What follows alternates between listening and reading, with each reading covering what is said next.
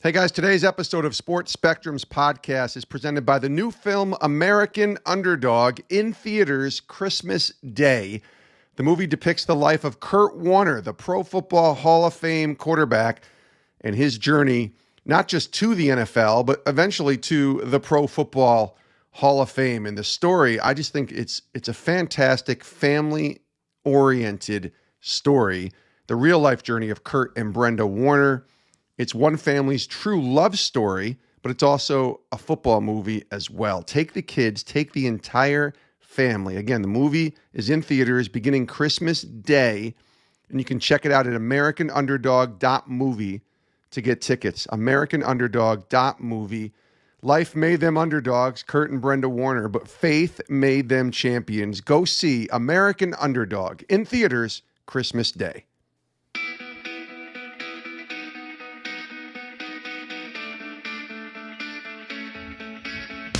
This is the Sports Spectrum Podcast, where faith and sports intersect.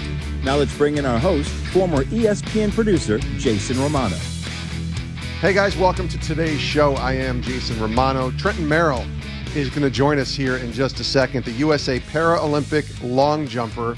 He's got a very inspiring story. He actually, in 2005, was in a dirt bike accident and his right foot was amputated. Him and a friend both in that accident, and then he has his right foot amputated, but God had big plans and has big plans for this guy. And he goes and he medals. He gets a bronze medal at the 2020 Paralympics in Tokyo, actually taking place this year, a couple months ago, actually, in 2021. So Trenten Merrill's coming up in a second. Want to direct you to our website before we get to today's conversation. The website is the best place to go for all of our content, sportspectrum.com. When you're there, check out our podcasts, check out our devotionals, read the articles and stories on the athletes and coaches and other people in the world of sports who love Jesus and want to tell their Jesus story. You can read them at sportspectrum.com and then sign up for our weekly newsletter. Just click the newsletter icon at the top, put your email address in, and you can stay abreast to all of what we have going on at Sports Spectrum right there at sportspectrum.com. All right, let's get to our conversation with Trenten Merrill, USA Paralympic long jumper, got the bronze medal at the 2020 Tokyo Paralympics. He's got a great story, and he's going to share it right now on Sports Spectrum. Let's take a listen.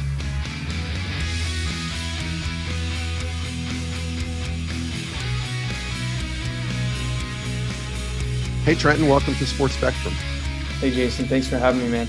It's good to have you here, man, on the show. We are sports and faith. Let's just dive right into the faith aspect. I think that's always a good thing. And in the name of Jesus, like I think about the Lord, when I say that name, what's that name mean to you? Power. Yeah. I think it's the first word that comes to my mind. It's Okay. how powerful that name is, dude. It casts out demons. It can heal the sick, heal the blind, heal the lame. That's a miracle working name right there. How long has that name meant something to you? Honestly, the first time I heard it when I was a kid. I found myself asking for help and asking Jesus for help for anything that was going on in my life. But I didn't get to, or I saw a little bit when I was young, and I saw even more so when I had first started reading the Bible my freshman year in high school. I was at a private school, and we were going through Matthew, Mark, Luke, and John. And that's when I first started understanding Jesus' character, who he was. And that's also around the time that I had gotten an accident and lost my foot. And so that's when I had really leaned on him and got to see him move in my life. So growing up, did you go to church? Like before that time, before you were 14, was church in the, that sort of regime that a lot of kids have to go through and their parents make them come? Was that even a part of your life as a kid? Yes, it was. So before I was 14, my mom and dad would take me to Saddleback Church, and they'd send me off to Christian summer camps or retreats, or like go down to Mexico and help build homes. So I had been, it wasn't every weekend. It wasn't consistent, but it was most days of the year for a while, at least earlier on. And then as I got a little older, sometimes it faded out, and sometimes my parents reeled it back in and we were more consistent. For a little bit, we were the holiday churchgoers, Sure. just go on like They Easter call them and Christmas. Cheesters, Christmas and Easter. Yep, that's right. Yeah, So sure. that was a little bit of time as well. So I had been familiar with church, and I've been familiar with like praying and a few Bible stories as well. So athletic wise, again, before the accident, because we're going to get there in a second and have you tell everybody what happened. Before that, it's 14, 13, 12. Athletic sports, a big part of your life at that age too? Absolutely. So my dad taught me how to play sports when I was really, really young. And I'm not sure if that's what created this competitive edge inside me, or if that was just innate, like in my genetics, just from, my parents. But I remember my dad telling me a story when this had been around when I was like kindergarten or first grade, and we would shoot hoops in the front yard. And he said that my mom would come outside and say, it's time for dinner. It was evening, sun was setting. And if I was losing in pig or horse, whatever we're playing, or one-on-one, he told me that I would sit there and I wouldn't go in. I wouldn't let him take me in until I won. And so he said that eventually he would have to he'd eventually have to let me win, because that's the only way I'd go inside. So from a young age, that competitiveness in sports was instilled in me. And I think that it was something that I grew in and excelled in naturally, just from learning sports at a young age. So it was a big part of my identity growing up. So take me to March 2005, right? You said you're 14, you're just a couple of months away from turning 15 years old, and you have this accident. Tell us what happened. Yeah, so in 2005, I was a freshman in high school at J. Sarah Catholic High School in San Juan Capistrano, and it was during spring break. My best friend and I were going to the beaches, during that time, and we were racing motocross or riding dirt bikes, and we had a little pit bike track in his front yard, and we had ridden from his house to my house on the same bike, and we went to go fix mine, but we forgot a tool at his house. So later on in the evening, we ended up riding the same bike back to his house. And as we got to his street on San Juan Creek Road, called Paseo Cristina, we looked both ways. We didn't see this car coming. This car didn't see us, because in the street, let me paint the picture, there's 2 lanes, all right, going opposite directions. And what separates the lanes is a median of bushes and then trees that are shrubs that like come down. Mm-hmm. So it created this like wall of vegetation, and the driver couldn't see us. We couldn't see her. And so when we started crossing the street, right as we got in the other lane, boom, just saw a flash of a white BMW. And then I woke up on the side of the road. I thought it was all a dream, and everything started coming to reality. It was like a movie where you start hearing that white noise, and then boom, you're in reality. You're in it. So my friend next to me, he was screaming. His face was bloody. He had to take the first ambulance. He ended up chipping his pelvis, breaking his back, hitting his face on the windshield, puncturing his lungs. He was really messed up. So he got the first ambulance. I remember like looking down at my foot. My foot was crushed. And I was like, okay, this is my first broken bone. My shoe was gone. I didn't know where my shoe was. My helmet flew off too. And I had a cell phone. I had the old Nokia cell phones back in that day. And I grabbed it out of my pocket. I called my dad and I told him that I got hit by a car and he needed to come pick me up. And so he ended up coming. And then right around when the ambulance got there, and then the ambulance took me to the hospital, and I was in the hospital for a month and a half before the doctors decided they needed to amputate my foot. Wow. A month and a half. That's a long time to be in the hospital. What are your memories from all of that? I mean, I can't imagine. You're 14, years old. You're a freshman in high school. You're awkward, as most 14-year-old freshmen are, but you're growing up into this young man, and yet you feel like you have the, future ahead of you, and you can just do whatever you want. You feel like you're invincible.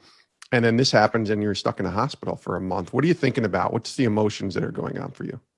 Yeah. So for me, I originally, like for the first month, I didn't think that I was going to lose my foot. I thought that I was just going to walk out with my first cast and I'd have all my friends sign it when I got back to school. Right. But I think I was the only one that thought that, because when a doctor came in about towards the end of, about a month and a half or right before that, I remember he performed like a test on me to see if I had any feeling on the bottom of my foot, because my toes were losing circulation. So they were starting to like go black, and I wasn't able to move them anymore. So at first I was like little movement, and then it got less and less. And I wasn't thinking much of it. I remember feeling really positive because I had a lot of people that were praying over me. And I just had this feeling that like everything's going to work out. God's got me, kind of thing. And then when that doctor performed the test, he took my mom outside, and I could see through that like little like window of the door. I could see my mom's face, and she was just crying. And I was like, oh no. And it just kind of hit me right then and there that I'm going to lose my foot. And so I started crying, and my friend's mom, she came in and she just started praying over me, and we started praying the rosary, going through it, saying our Hail Marys. And I just remember feeling the Holy Spirit, just the presence of the Holy Spirit. And I remember hearing God tell me that he had great plans for me. And so for me, I like, right when I heard that, I was like, that's what I needed, God, because I felt like I had lost all hope, like my future, like in sports, my future in dating, my future in like everything, 14 years old, all of a sudden, all these insecurities just bombarded me. And when I had heard God's voice speak to me, I was like, okay, cool. It was like the storm just calmed, and I was like, okay, let's go through with it. I got nothing else to lean on, but all I need is you, God. And I just was like, I'm trusting you, man. So you better come through, kind of thing, like I'm giving you my everything, because I don't know what else to lean on right now. Like I don't have anything else that's that I felt was that solid of hope. So well, there's a couple things there. I want to go into that in a second. I do want to ask two quick questions. So I think you said you looked down and your foot was crushed. I presume the car ran over your foot. Is that what happened? Yeah. So I was on the back of the dirt bike. It was a small dirt bike, is what we call a pit bike. So we're crossing the street, and my foot got essentially crushed in between the transmission and the front bumper of the car. And then somehow I ended up like 30 meters or so from where we got hit on the side of the road. How was your friend? Like you said, you were in the hospital for 30 days, and it sounded like he was pretty banged up too. What ended up, is everything okay with him? Yeah, he's an awesome Christian as well. He's still one of my best friends. He went on to race professional motocross, successful entrepreneur, does website development, was teaching math courses and creating math courses a while back, successful day trader. The guy's a stud, and just grinding. And he's like, I call him an ant because he doesn't stop working. He's like, just got this crazy ability to go nonstop and grind. And so he's been a huge inspiration for me, and someone great to have or kind of share that experience with and continue to overcome it. And I think, or we both believe that God isn't done with us, and that he's going to use each of our individual stories and us together to do some cool stuff. Yeah, that's such a unique bond that you guys can really only experience together, because you walked through that trial together. You did mention, and I thought it was really poignant of you to say this, like at 14, to recognize that the Holy Spirit was speaking within you, that you had a plan, that there was hope. That's got to be, I don't know, it's just extremely difficult. I'm thinking of me at 14, right? And when I was 14, first of all, I wasn't a Christian. So my thought of God was just, kind of that big being in the sky and whatever, but I didn't really have a relationship with Christ or even know what that meant at 14. So that's pretty awesome that you had that, but still you're 14. So I'm trying to understand like the wrestling that you may have had. Was there any of that? Was there like, okay, God, I trust you and I know you have great plans for me, but why are you doing this? Like, this is my foot. This is my leg here. That's, I'm 14. This shouldn't be happening to me. Did you ever have those doubts and those sort of angry moments, maybe at God or just at life, that this was happening? Oh, dude, definitely. I mean, I still go through that. Like, I don't know anybody that, like, I can't speak on other people on their behalf, but for me personally, man, God and I still wrestle, man. Like, I still talk to him, like, why? What the heck, God? Like, why did I have to go through this? Like, what is the deal? But the thing that I learned through that, man, is that when I go through stuff now, when I wrestle in things, I remember what God did back then.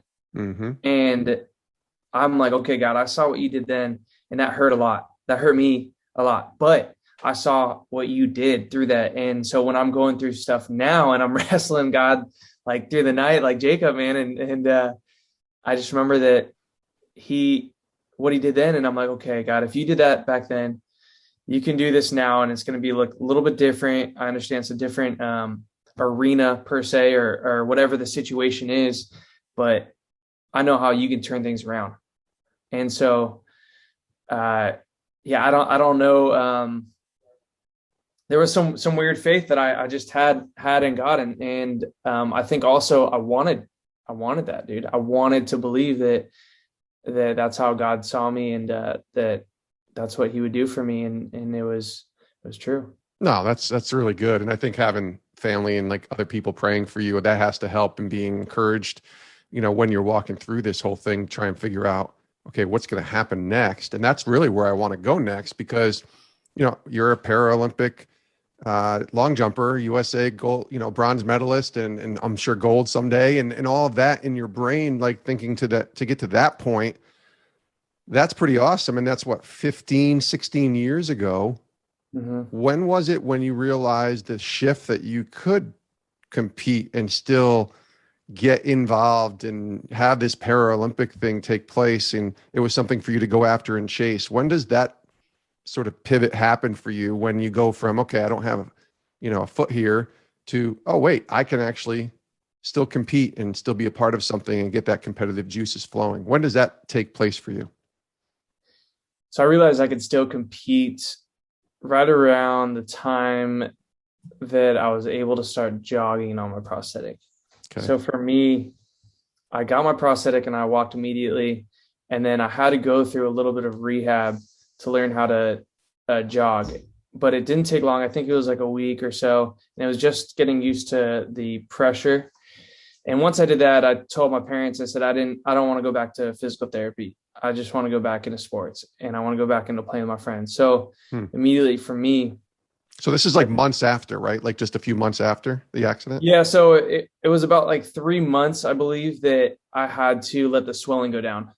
It was a good amount of time. Yeah. So there was a little bit of time where I was in walker or crutches and wheelchair, and that was miserable. And I had missed sports. I'd missed my friends. I'd missed competing. And so for me, that's what I knew. That's what I was good at. And when I got back into it, I realized I was like, you know what? Like, I'm still really athletic. I'm still really, like, inside I was really, really competitive. So yeah, for me, I was like, okay, get back into sports in high school. And so I got back in, and I don't know. I was so competitive, and I still am, that I was willing to push myself harder, because not only did I not want to bring down a team, but I wanted to be known as someone that was raising the level of a team with a disability. So I wanted to stand out in a different type of light. Like, not only was I a great athlete compared to everybody, but I was able to do it with a disability. Let's take a quick break from our conversation here on Sports Spectrum to tell you again about American Underdog. This is a movie you need to go see in theaters. It comes your way Christmas Day. So if you're thinking, all right, what am I going to do Christmas week with the kids home? Take them to go see American Underdog. If you love sports, you love faith, you love good, wholesome stories, clean content, right, that you can take the kids to, take the teens to, American Underdog is that movie. And it's the Kurt Warner story. So if you love football and you know about the Rams and Kurt Warner and his improbable run to the NFL, winning Super Bowls, winning MVPs, eventually getting inducted into the Pro Football Hall of Fame, his story is just one of the more incredible ones you'll ever hear. And now it's being made into a movie. You can go see it. It's really a story about Kurt and his wife, Brenda, and their marriage, and just coming together and persevering through faith in making sure that they can have a life that's worth living with their son, Zach, and now a huge family of kids and grandkids. God's doing an amazing thing with Kurt Warner and Brenda Warner, and it really starts with this film, American Underdog. Christmas Day, it's in theaters. Go see it, American Underdog. Trenten Merrill is our guest here on sports spectrum. When does the idea of competing at the level like you competed at a few months ago in the Paralympics, when does that kind of begin to be something that you want to approach? Because it's one thing to be pretty good athletically. It's another thing to compete, maybe even in high school. This is a different level, right? In 2016, you represented the U.S. at your first Paralympic Games, and you're what, 25, 26 at that time. So kind of take me through maybe college and the time after college when you realize, okay, I want to compete here, and I want to see if I can do something with this. So I first found out about Paralympics when I was, I think a sophomore in community college. I think it was around that time, like towards the end of that year. I was invited to a OSER, which is a prosthetic company, and a Challenge Athletes Foundation running clinic. So it was a running clinic where other Paralympians came and they helped teach other amputees how to run, work out, etc. And when I went, I had met the head coach for the U.S. Paralympic team. He came and introduced himself to me and brought me over to the advanced group. And I got to meet two Paralympians there. And essentially they came up to me and they said, "Hey, have you ever thought about competing in Paralympics?" And I told them I didn't know what that was. And they told me essentially you'd be able to compete and train for a living and get paid to do it and travel the world. And I thought it was too good to be true. And I was shortly after, I was invited down to the Olympic Training Center in Chula Vista, California, where there was a Paralympic development camp. And when I stepped foot on site there, I heard the same thing that God had told me in the hospital. They had great plans for me. And I got goosebumps. And I just remember being like, I belong here. And seeing the athletes there training, that was a dream of mine. So I thought that, my dreams of becoming a professional athlete were gone when I lost my foot. And then when I was about 20 years old, I realized that game's back on, baby.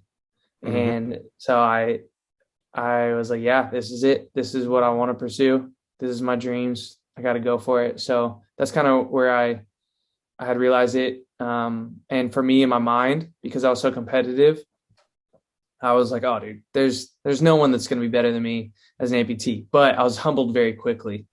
I got my butt whooped. Yeah, plenty of times. And, I think it was a blessing in disguise, because all it did was create perseverance and drive and allowed me to lean more into God, because things weren't coming in easy to me. I was super competitive and I was getting frustrated with, not winning right away and having to work extremely hard for a long period of time. And I think it just made, the bearing the fruit and going to the Paralympic Games and then medaling that much sweeter. Let's compare a little bit the 2016 and 2020, obviously 2021 Paralympics. Let's start with the first opportunity 5 years ago and getting that chance to compete. And you didn't medal then, but it's still unbelievable to get a chance to go represent your country. What was 2016 like for you? So 2016 was great. I had performed better than I've ever done in my life. I broke the American record twice in Rio, and I had placed fourth in the world. So for me, I was like, this is my event. And long jump, I love this. This is awesome. And I knew right then and there, I was like, I could absolutely medal in this. So that was my Rio experience. It was amazing. It was super beautiful. The people there were super friendly. Everybody working there were just so gracious and kind. And I had an amazing time in Rio. And it was one of those, like, it would be great to relive that experience. Was the fact that you didn't medal a disappointment in the sense that it motivated you to get ready for the next one and be like, okay, I know I can, because you kind of sounded very confident, right? Going in, like, I know I can medal here. I know I can medal in this. And you didn't, but that doesn't mean it wasn't a success. But at the same time, does that give you motivation? It's kind of like in football, right? Where you get to the conference championship game or whatever, and it doesn't take away any fact that you had a lot of success throughout the year, but you didn't get to the Super Bowl. So there's motivation to get back and to train and kind of have that. Is that what was taking place for you? there was definitely motivation. I wasn't disappointed though, by all means. That's good. Yeah, medaling would have been like a cherry on top, icing on the cake kind of thing. And putting my country on the podium would have been, oh man, that would have been even greater for sure. And I would have, I wish that would have happened, but I was very proud of myself. And for me, I went out there and I jumped farther than I'd ever done in my life. So I knew that, you can't be upset with yourself. You just did something you've never done before. So I was very proud of myself. I was very thankful. I was very happy. And in my mind, I was just telling myself like, okay, we're going to get on that podium next time. And you did. But there was a lot of hurdles to do that. Not just, training for 4 years, but you get a pandemic and then everybody, and we talked to a lot of Olympians and Paralympians last year during the pandemic, and even this year as they were preparing to participate in the Olympics. And it was different for somebody like yourself versus other people where sports continued. That didn't happen. Everything was paused and postponed for a year. So take me through training for 2020 Tokyo and then finding out it was actually going to be 2021. Yeah. So for me, when I found out that the Paralympics were delayed, I wasn't freaking out. A lot of people I was surrounded by were very disappointed, didn't know what to do with their life. But for me, in my mind, I was like, dude, the script doesn't change. Like we still got workouts to do. Like there's nothing else I would be doing. Like I'd be doing the same thing, except now there's no competitions. Right. So I saw that people were starting to get complacent or like unmotivated. And for me, I just saw it as a time to not only capitalize and maximize this time, but also enjoy now that because I'm not competing, I can see my friends a little more often. So I went full mode into like, dude, we're not stopping, like we're grinding, and I'm going to come back so much better, and I'm going to surprise a lot of people. But the weird, man, here's the other part. While I was working out, I had struggled with like sciatica previous years. And during the pandemic, I was training, and then during practice, I was doing these hurdle hops, and I ended up feeling like my low back just compressed. And I was like, oh my gosh, like I can't move. And I rested and I like did some like fascial stretches, and I went through everything I knew that I could do. And I finished my workout. I go to the gym, and by the time I get to the gym, I'm like barely walking. Wow. And I'm in a ton of pain. And so I do some like distraction stuff on my spine, and I end up like laying on my back for over a month, like just trying to see if it gets any better. And I'm at the point now where I have to walk like and move like either an old man or a little baby. Like when I'm getting up, like I have to move through my joints, like don't bend your spine. And I wasn't getting any better. And so I was like, oh my gosh, dude, like what's going on? I got an MRI, saw that I had a compressed or a herniated disc in my L5-S1, not by much, luckily, but that's what was causing these sharp shooting pains now that I was experiencing. So I was getting bad sciatica, and I was like, okay. And when was this, Trenten, last year? This was last year. Okay. Yep. In 2020. And it was around April. So yeah, we would have had nationals in June. So that would have been really, really tough to come back and prepare for. And so for me, I immediately started hitting up all my team. Like, all right, this is what's going on. This is what my MRI shows. How do we get me ready for next season? What's the game plan? And so the grind didn't stop. I had to work extremely hard, and like without anybody keeping me accountable, like I was in the dark, like there's no one there to say, Trent, you need to go do this and that. I had like, it was just, a shift of focus, like the grind, I was able to do a lot of powerful stuff, but then all of a sudden I had to start at very simple, basic movements, working through my hip, like teaching myself how to hip hinge and then working my core. And So for me, I was like, okay, God, thank you that it's happening now. We're going to fix this and we're going to be ready to go. So I'm very happy that the Paralympics were postponed because otherwise I don't know if I would have made it. So for me, I saw it as a huge blessing in disguise, and I saw it as an opportunity to maximize this and prepare for the next season. And I just stayed focused. That's awesome. You said you called your team, and I don't know if people understand that this is a team here that you're working with or that's helping you. Describe what a team would be for someone like yourself as a Paralympian. You have a coach, obviously, but what does that look like when you say team? Right. So when I say team, as a track and field athlete, I wasn't calling my teammates. I mean, granted, I talked to my teammates and I told them about what was going on, but sure. I hit up my athletic trainers, my physical therapist, massage therapist, my strength training coach, my track coach. I was hitting up anybody and everybody that could give me some insight on what was going on and how do I get to my goals. Well, that's a team though. I mean, that's all those people that you hit up are vital to helping you be able to compete at the highest level. So it's pretty cool I think people forget this, right? Like they think it's you and maybe a coach and that's it and you go, but there's this, for lack of a better word, community of people that are helping you get to where you need to get to, and probably still people that you call on today, even after you've healed up and you've gone and medaled, which we'll talk about in a second. But those people are vital, I would imagine, to the work that you do.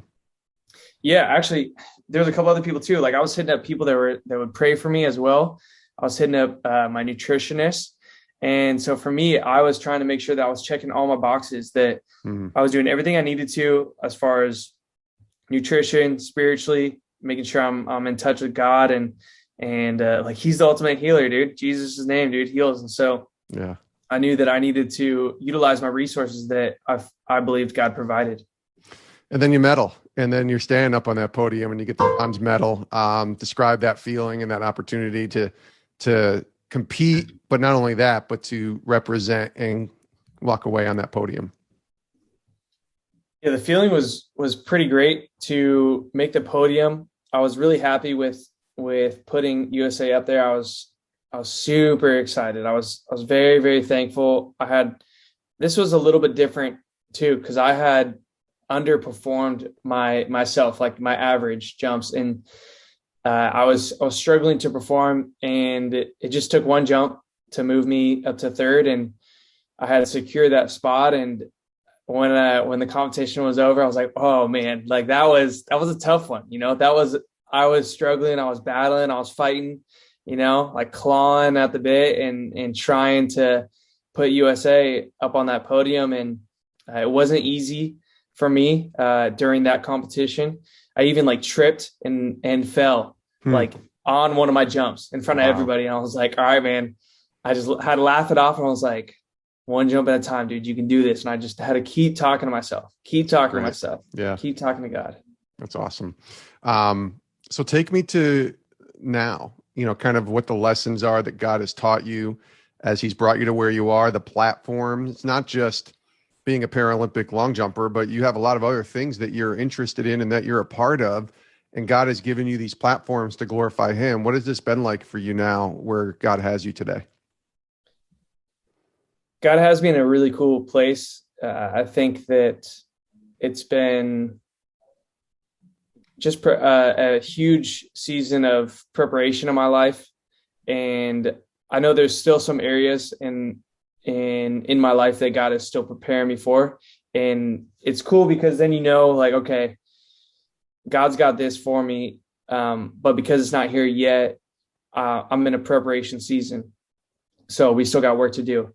But athletically, I mean, yeah, I still got work to do there, but he has elevated my platform, my brand and my image. And it's been, I'm just super thankful, man.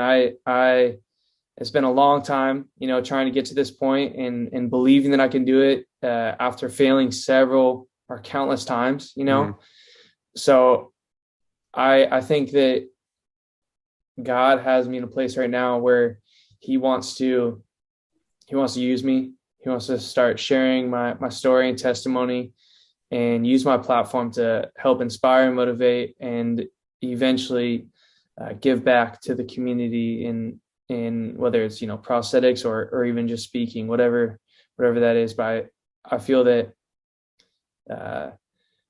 with the success from Paralympics, that's just going to be utilized to help other people. And in 3 years, not 4 years, right? Maybe the gold Yep. medal. Is that the next goal athletically? Oh, for sure. I mean, a silver is definitely something that I want to secure, but I am confident that I can be knocking on the gold medal door. I don't think it'll come easy. I think that it'll be a hard fight, but I'm confident that I can get up there and get in the ring with the world record holder. Wow. And yeah. That's what I want, man. I want to challenge him. He's never been beaten before.